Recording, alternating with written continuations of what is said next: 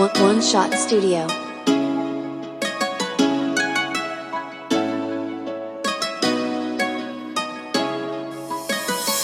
Nous vivons une époque où les valeurs humaines ont perdu leur valeur. Nous sommes contemporains d'un temps où nos règles morales ont perdu leur grandeur. Le paraître a pris la place de l'être.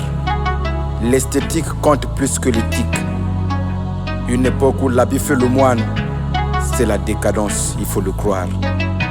L'école m'a appris que l'état de nature n'était qu'une hypothèse. À tort, puisque la vie me démontre qu'il est bien une thèse. Le monde humain est une jungle qui ne dit pas son nom. Les plus forts écrasent les plus faibles pour un oui ou pour un non. Emmanuel Kant rêvait d'une paix perpétuelle. Hélas, nous vivons dans une guerre éternelle.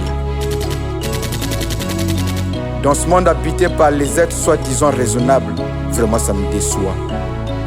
Ce monde est littéralement une jungle où chacun vit pour soi. Apparemment, même Dieu n'est plus pour tous. La richesse et le pouvoir sont pour quelques-uns, seul le malheur est pour tous. Nous vivons une époque où la paix est devenue la simple absence de guerre, la justice une simple affaire de cœur.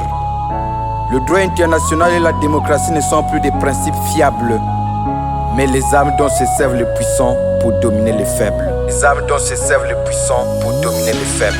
Les puissants les brandissent quand ça les arrange, et ils les bafouent quand ça les dérange. Les grands principes ne font pas le poids devant le pouvoir et l'argent. La justice et l'égalité sont définies par l'argent. Nous vivons une époque où la loyauté n'est qu'un simple tatouage. La liberté effective, un doigt toujours au garage. L'amour du prochain est devenu un simple slogan. La justice véritable, un simple espoir pour les cons. Nos valeurs ont perdu leur valeur. Nos règles morales ont perdu leur grandeur. Nous sommes contemporains d'un temps où l'hypocrisie est devenue un mode de vie, où le mensonge et la fausseté sont plus suivis, où la vérité est considérée comme un acte criminel, où la prise de conscience est vue comme un geste rebelle. Nous vivons une époque où l'échec des méritants est applaudi comme une victoire, où la mort est célébrée comme une naissance. Je n'arrive pas à le croire.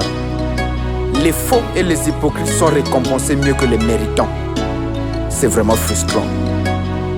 Nous sommes contemporains d'un temps où la relation compte plus à l'entretien d'embauche que le talent et les diplômes, où l'argent donne plus de concours que l'intelligence et les diplômes, où l'argent compte plus que les gens, où certaines personnes pèsent plus sur la balance que l'expérience, où la tricherie et la déviance méritent une récompense.